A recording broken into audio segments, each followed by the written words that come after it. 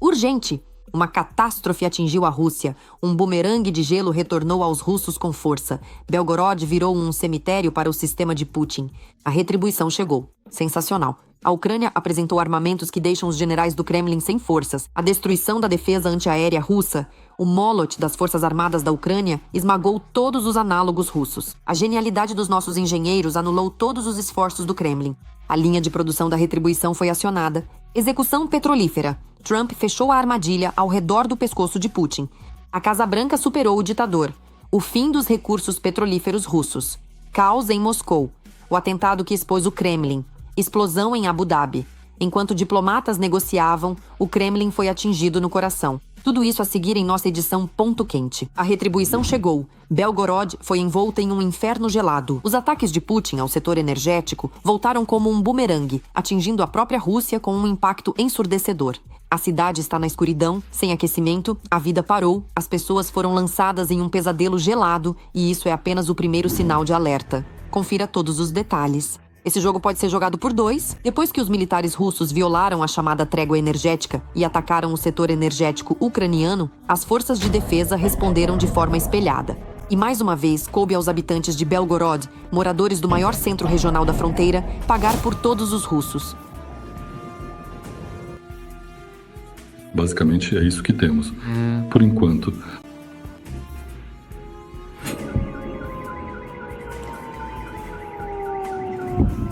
Não é a primeira vez que os ucranianos tentam apagar Belgorod. A publicação Verstka, citando fontes, afirmou que, até o início de 2026, as capacidades de ambas as usinas termoelétricas localizadas na cidade foram destruídas.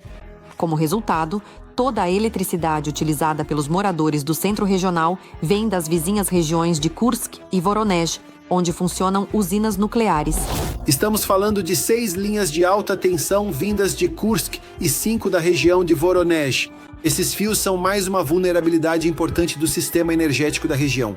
O que pode acontecer em caso de danos graves a essas linhas pode ser visto no final de janeiro na região de Murmansk. Lá, devido à queda de 5 torres de uma linha de transmissão principal, dezenas de milhares de moradores de Murmansk e da principal base da frota do norte da Rússia, Severomorsk, ficaram sem luz, água quente e aquecimento sem qualquer bombardeio vindo da Ucrânia. Somente com medidas emergenciais foi possível estabilizar a situação em 3 dias. Quão graves são os danos às redes? Os russos, ao contrário dos ucranianos, não contam, assim como não informam sobre o andamento dos trabalhos de restauração dos objetos.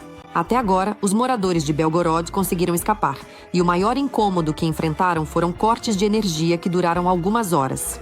Embora as mesmas fontes da Verstka garantissem que, com temperaturas negativas e novos bombardeios, a situação iria se agravar. Se com a eletricidade ainda é possível resolver algo por meio de restrições, com o aquecimento tais manobras não funcionam. Já agora, a capacidade de aquecimento de Belgorod está operando em cerca de 50%. Com o aumento da escala dos danos, pode-se falar sobre a preservação do sistema de aquecimento como tal. Na prática, isso significa os sistemas são parcialmente paralisados, drenando o líquido dos canos de aquecimento para depois reintroduzi-lo novamente. Em condições normais, isso leva mais de um mês. Caso contrário, sem o aquecimento do líquido e levando em conta o frio, em pouco tempo não haverá mais nada a salvar nesse sistema. Após o último ataque, a mídia local publicou informações sobre bairros parcialmente sem energia na cidade. Alguns moradores da cidade ficaram sem água e aquecimento. O governador Gladkov afirma que está tudo sob controle e que essas são dificuldades temporárias. Ouvi os relatórios dos chefes dos municípios fronteiriços, incluindo os distritos de Prokhorovsky, Niansky, Rakidiansky e o distrito de Yakovlevsky, sobre o volume e a ordem em que o fornecimento de eletricidade e aquecimento foi restabelecido, como nossas escolas começaram a funcionar em formato remoto, algumas presencialmente, quais são os problemas na área social e no sistema de gestão. Há pequenas observações, mas tivemos uma preparação bastante grande, por isso, no geral, em um período extremamente difícil, sim, com temperaturas negativas e geadas intensas, levando em conta os grandes danos à nossa rede de energia. Todos estão em seus postos de trabalho e se esforçam ao máximo para corrigir a situação no menor tempo possível. É difícil determinar qual é a situação real. O canal do Telegram Pepel, administrado pelo jornalista de Belgorod Nikita Parmenov, que deixou a Rússia e foi reconhecido como agente estrangeiro, informa que as autoridades decidiram desligar cerca de 300 elevadores devido ao blackout. Foram registrados 148 casos de pessoas presas em cabines de elevador. Isso está relacionado aos trabalhos de restauração no sistema de energia após o ataque com mísseis às subestações. Para proteger os moradores e evitar danos ao equipamento, as autoridades decidiram desligar temporariamente 371 elevadores em 68 prédios residenciais. Não foi especificado quais prédios foram afetados pelas interrupções. Também se sabe que o governador Gladkov se recusou a instalar pontos móveis de aquecimento, embora supostamente estejam prontos. O setor empresarial local veio em auxílio dos moradores de Belgorod que estavam passando frio. Enquanto isso, aqueles para quem os técnicos restabeleceram a eletricidade enfrentam outro problema, uma tensão incrivelmente alta que queimou os aparelhos eletrônicos. As autoridades locais também apresentaram uma solução para isso. Como é impossível provar a causa do defeito, não há como ajudar. O atual blackout, que os moradores de Belgorod estão enfrentando devido à agressão militar de Moscou, revelou a ineficácia das autoridades locais. E isso apesar de que as eleições na região já acontecerão em setembro. Mas o Kremlin acredita que as consequências do apagão provavelmente não afetarão as carreiras dos políticos locais. Não serão os que trabalham que vencerão, mas sim os que mobilizam os eleitores. Sensacional. A Ucrânia mostrou armas que assustam o Kremlin. Superou todas as expectativas. O desenvolvimento engenhoso dos engenheiros ucranianos eliminou todos os seus análogos. O HIMARS já não é mais o padrão. A linha de produção da retaliação foi lançada e não vai parar. E isso é só o começo. Veja mais detalhes. A produção em massa de drones de ataque e de reconhecimento, veículos marítimos não tripulados, artilharia e mísseis, tudo isso transformou a Ucrânia de importadora de armamentos em uma produtora plena de armas modernas. A Ucrânia está lançando a produção em série de seu primeiro míssil balístico. Na Ucrânia, está sendo desenvolvido um complexo universal de foguetes baseado no princípio do HIMARS. A Ucrânia iniciou a produção em série dos drones interceptadores Octopus. Uma empresa ucraniana desenvolveu sistemas terrestres robotizados com módulo de guerra eletrônica. A indústria de defesa ucraniana deu um salto que, até alguns anos atrás, parecia impossível. A Ucrânia, desde o ano de 2022, demonstrou um nível extremamente alto de criatividade e inventividade tecnológica, que absolutamente nenhum outro país parceiro esperava de nós anteriormente. Mostramos o quanto podemos ser inventivos e criativos em questões de domínio marítimo, mesmo sem ter nossa própria frota ou flotilha, mas garantindo total controle do Mar Negro graças aos drones marítimos. Hoje, o alcance de longo curso tornou-se prioridade, e drones de vários tipos são a base da indústria de defesa. É exatamente nisso que a Ucrânia está apostando. 110 bilhões para drones. A Ucrânia triplicou a produção. É justamente graças aos drones que a Ucrânia compensa a falta de mísseis e alcança paridade com a Rússia no ar. E de fato, por enquanto, os drones são o principal meio de ataque, mesmo no contexto de alcance de longo curso. Ou seja, os drones de longo alcance e os drones de grande alcance continuam sendo dominantes e compará-los, por exemplo, com mísseis ou outros meios de ataque, por enquanto, não é totalmente justo nem correto. Assim que alcançarmos a produção em massa, especialmente de armamentos de mísseis, aí sim a situação vai mudar. E essa é a mudança-chave na guerra. A Rússia já não possui mais monopólio tecnológico nem mesmo no ar. E novamente não devemos esquecer o mar, que a Ucrânia pode controlar mesmo sem uma frota. E tudo isso graças aos sistemas navais não tripulados. O uso do Magura causou ao setor naval russo perdas superiores a 500 milhões de dólares, segundo estimativas da inteligência ucraniana. Juntamente com outras plataformas, em particular o Sea Baby, isso complicou sistematicamente a presença e o posicionamento do inimigo no Mar Negro. Em 20 de dezembro de 2025, a Ucrânia e Portugal assinaram uma declaração conjunta de parceria na produção de drones marítimos. E essa é mais uma mudança importante. Hoje, os parceiros não apenas fornecem armamentos, mas também participam de produções conjuntas. A Ucrânia e Portugal concordaram em produzir conjuntamente drones navais. A maior empresa de defesa da República Tcheca está iniciando a produção de munições na Ucrânia. A Ucrânia e a Grã-Bretanha iniciarão a produção de drones interceptores para combater homens-bombas suicidas. Mas vamos voltar ao campo de tiro. Drones. Não é o único argumento nesta questão? Uma direção separada é o programa de mísseis. Estamos falando, é claro, do bem conhecido Neptun, que após a modernização de um complexo antinávio que afundou o cruzador Moskva, transformou-se em um míssil de longo alcance para atingir alvos terrestres. Essa foi, eu acho, uma daquelas apresentações que esperávamos há tanto tempo. O Neptune de longo alcance é ainda assim um míssil mais avançado tecnologicamente, que é utilizado de forma precisa, cirúrgica. Mas o arsenal de mísseis da Ucrânia é muito mais amplo e, como contou o presidente da Ucrânia em dezembro de 2025, está sendo ativamente utilizado. Vou ser franco, a Ucrânia já está usando mísseis de cruzeiro hoje. Neptun, de longo alcance, Polyanitsia, Flamingo, assim como o Sapsan. Vou ser honesto. Começamos. É isso que representa o braço longo da Ucrânia. Fala-se pouco sobre esses sistemas, mas sua presença muda os cálculos do inimigo. Menos publicidade, mais resultados. Há resultados também na produção de munições de morteiro e de artilharia, mas não se trata apenas de munições.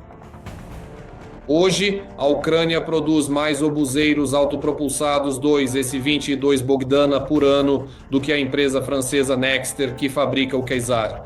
Esses são alguns dos primeiros obuseiros autopropulsados em chassi sobre rodas que recebemos de nossos parceiros em 2022, os Caesar. Na verdade, no ano passado, a Ucrânia produziu mais obuseiros autopropulsados em chassi sobre rodas do que foram produzidos em todo o mundo em um ano. Não apenas na França, mas no mundo inteiro.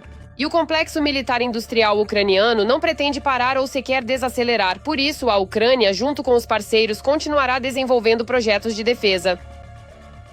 A Ucrânia e a Polônia vão modernizar juntas os MiG-29, que serão fornecidos pelo lado polonês. Linha de drones, defesa antiaérea e aviação. A Ucrânia está aprofundando a cooperação de defesa com os Países Baixos. A França anunciou o aprofundamento da cooperação com a Ucrânia na área de drones. Além disso, o ministro da Defesa da Ucrânia, Mikhail Fedorov, anuncia novos desenvolvimentos.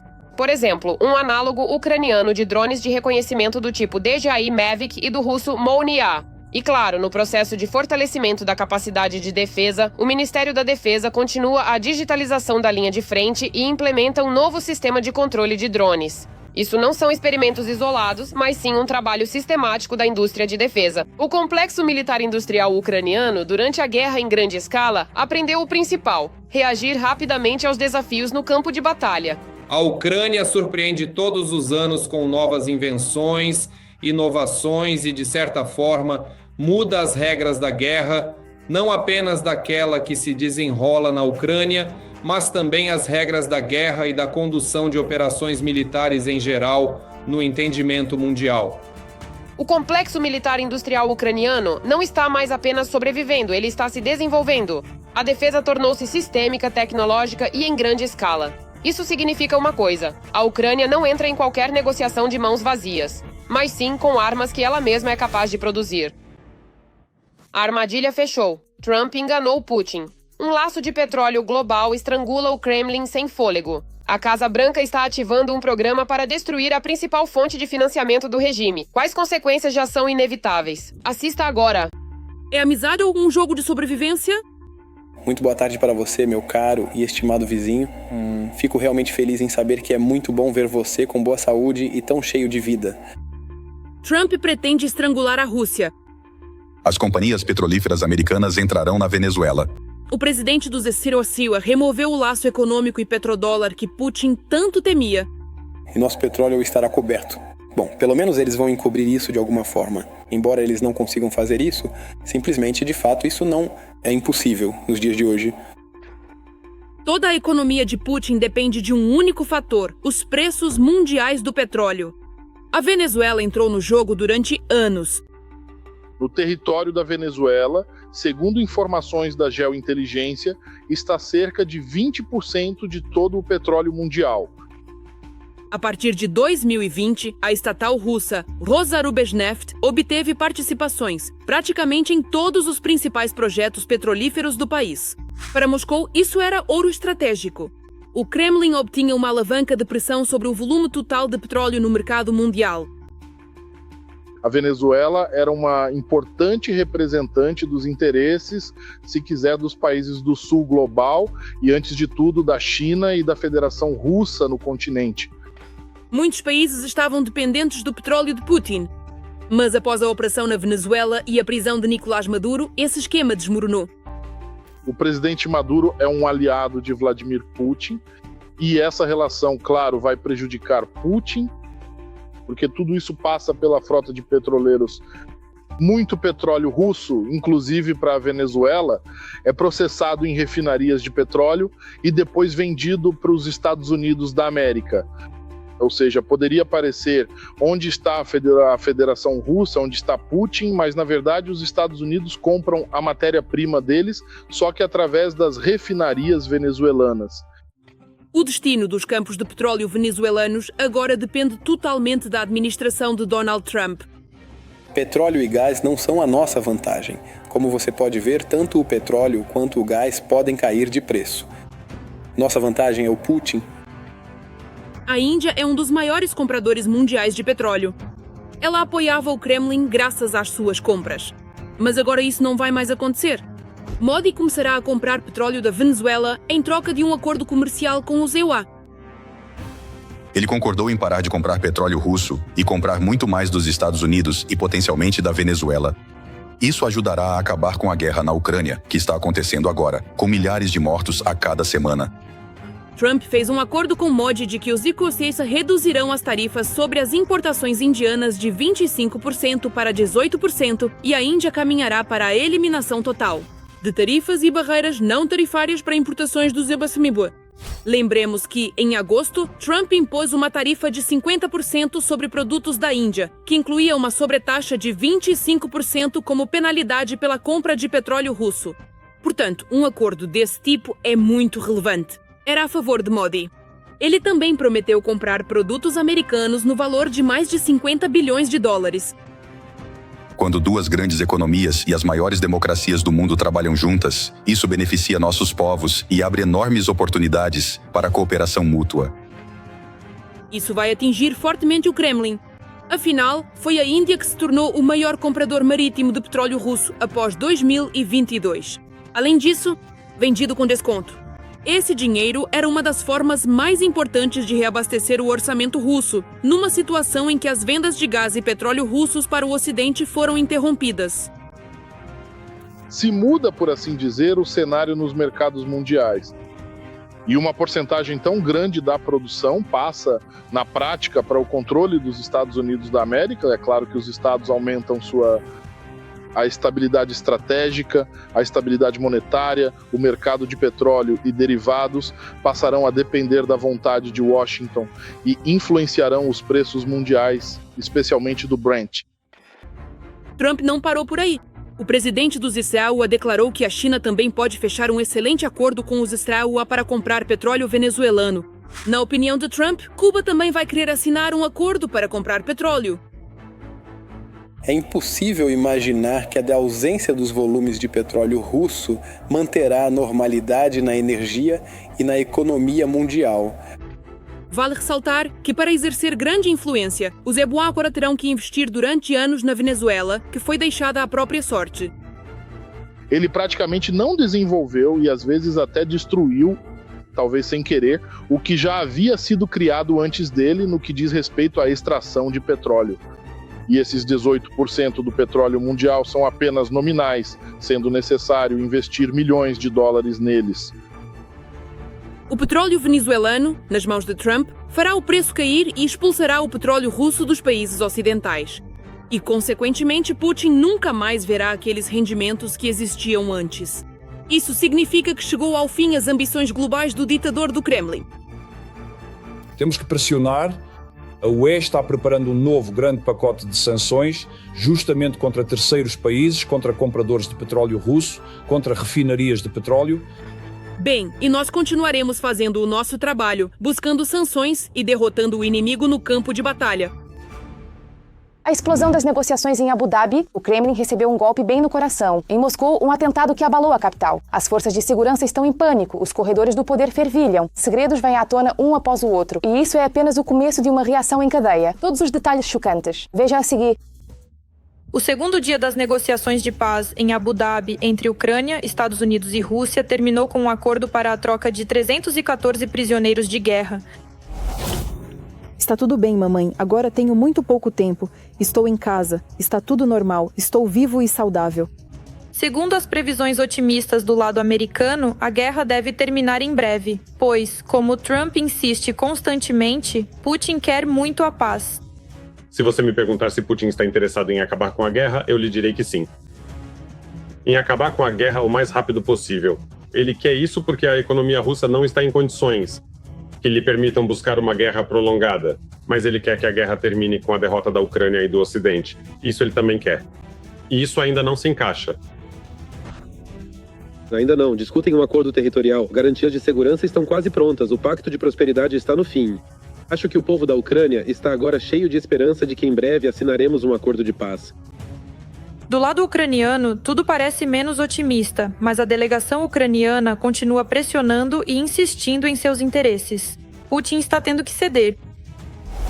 O fato de a Rússia ter passado a discutir detalhes técnicos já é um sinal importante de que Putin vê o próprio processo de paz de outra forma. Não do ponto de vista de sua eficácia, mas do ponto de vista de prolongá-lo.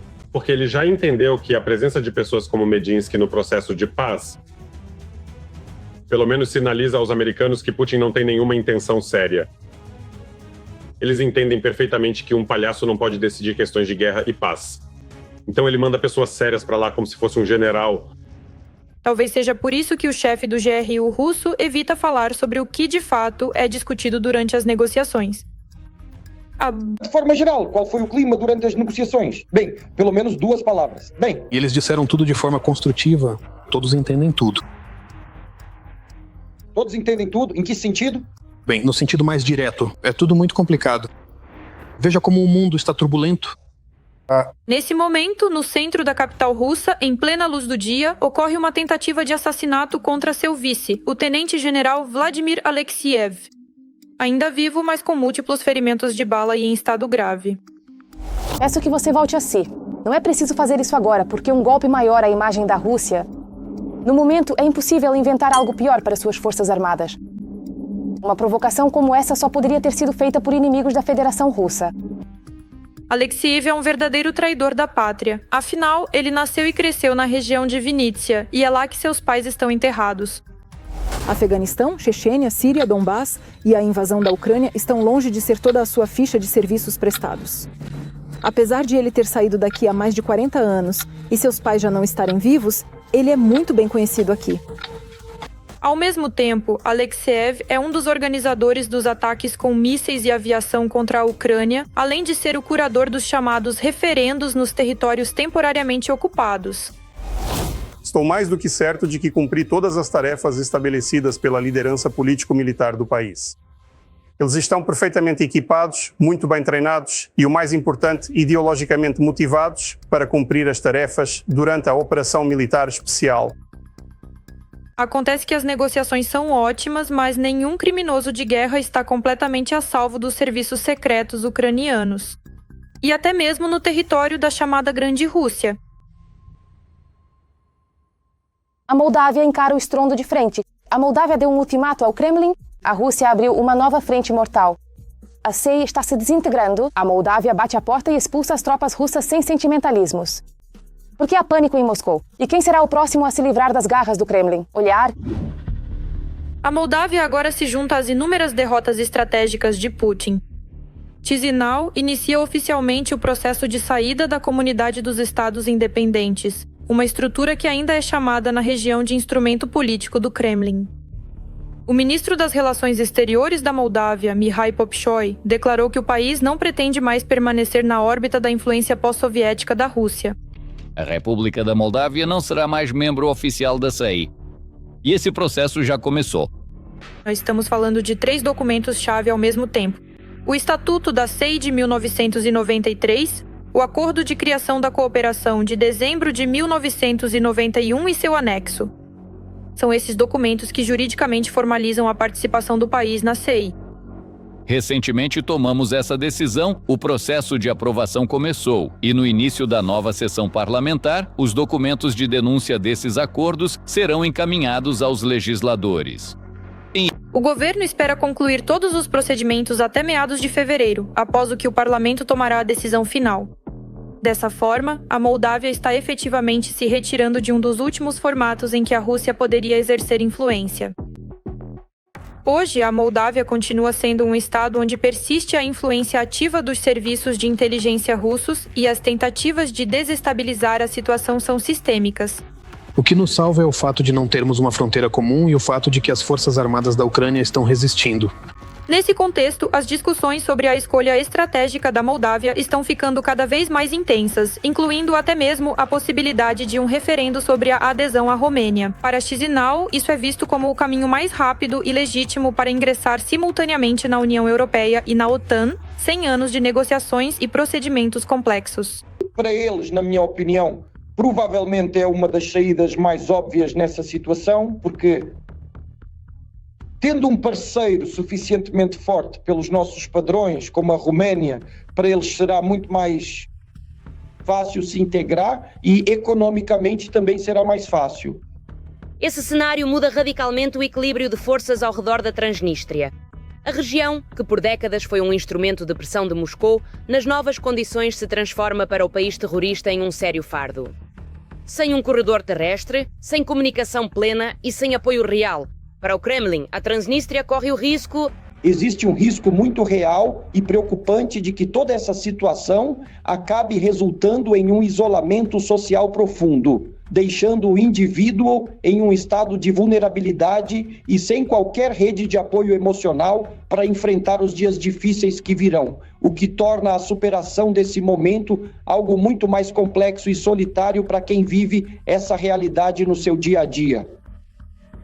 Tudo isso agora está sendo restringido e por isso a Moldávia, agindo dessa forma, acaba criando um vácuo isolado ao redor da região da Transnistria. É exatamente isso que mais temem em Moscou. Para nós isso é uma ajuda absoluta, porque com isso nós teremos finalmente a costa da Ucrânia totalmente protegida e segura. Nessa situação, nós nos encontraremos em uma condição de muito maior segurança para todos. Não haverá ameaça vinda do território da Transnistria. Para a Ucrânia ainda há uma questão ali. O exército russo. A perda da Moldávia significa não apenas mais um golpe diplomático, mas o colapso de toda a lógica da presença russa no sudeste da Europa. A região, que era vista como uma base de influência, está gradualmente saindo do controle do Kremlin.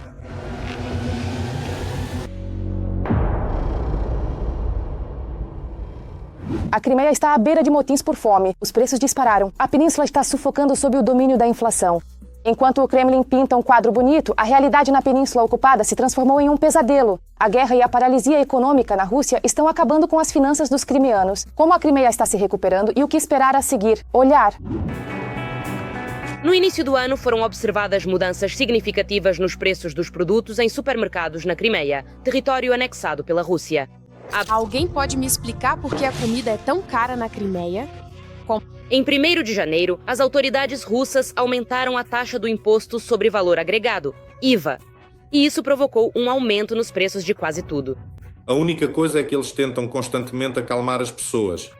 Tentam dizer que o aumento do IVA foi apenas uma medida forçada e que agora tudo vai se ajustar naturalmente com o tempo.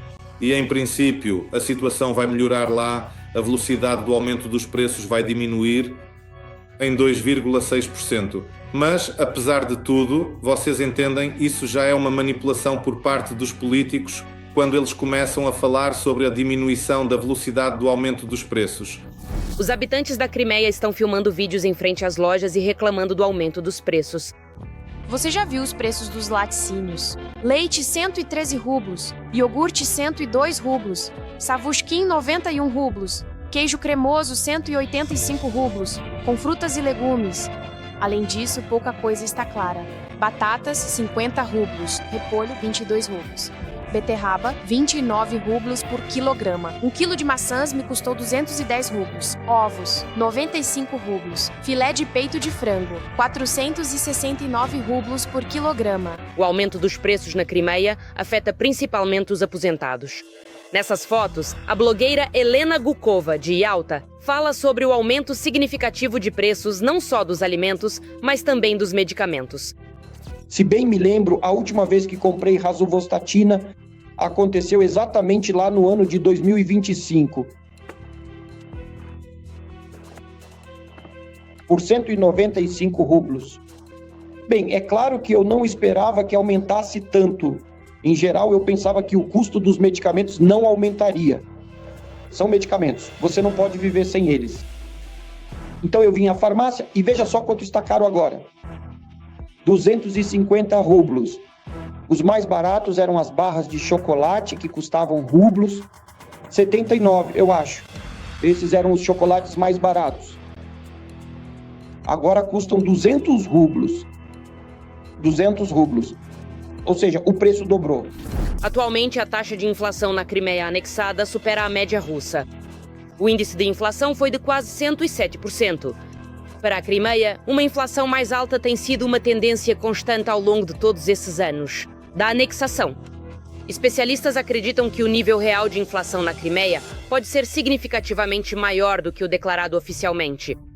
O chefe do Centro de Recursos Tártaro da Crimeia, Skander Bariev, explica que os preços realmente aumentaram em praticamente todas as categorias de produtos.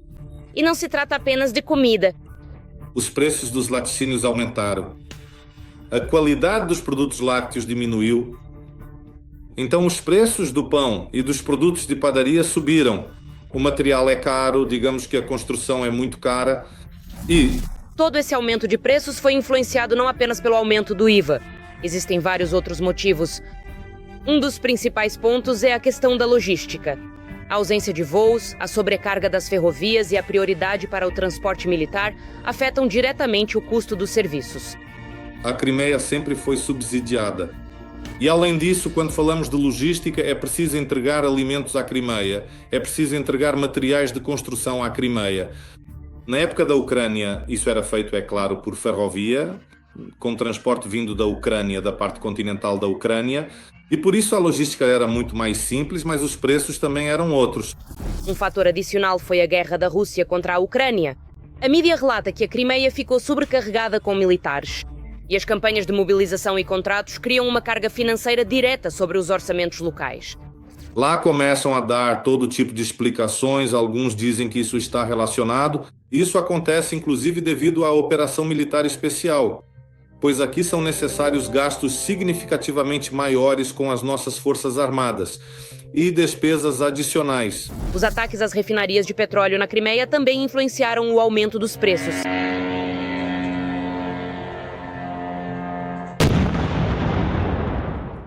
Em primeiro lugar, houve problemas sérios devido às explosões nas bases de petróleo.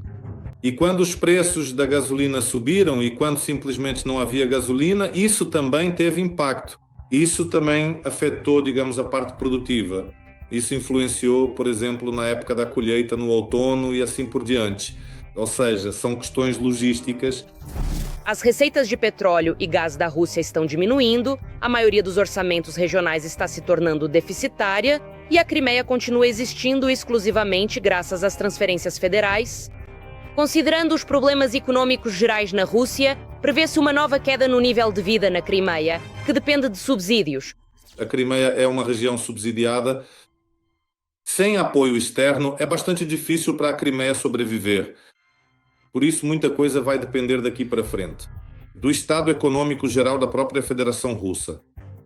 E vemos que, devido à política de sanções, ao déficit orçamentário, ao fato de que, de fato, desde fevereiro já estamos recebendo menos, o orçamento está sendo afetado por problemas na venda de petróleo e gás da Federação Russa, que é a principal fonte, surgindo assim sérios problemas.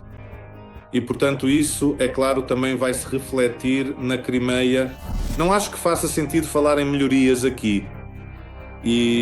Infelizmente, essa realidade de vida tão dura acaba se repetindo onde quer que a Rússia esteja presente. Isso é tudo. Confira mais notícias bombásticas da linha de frente na próxima edição.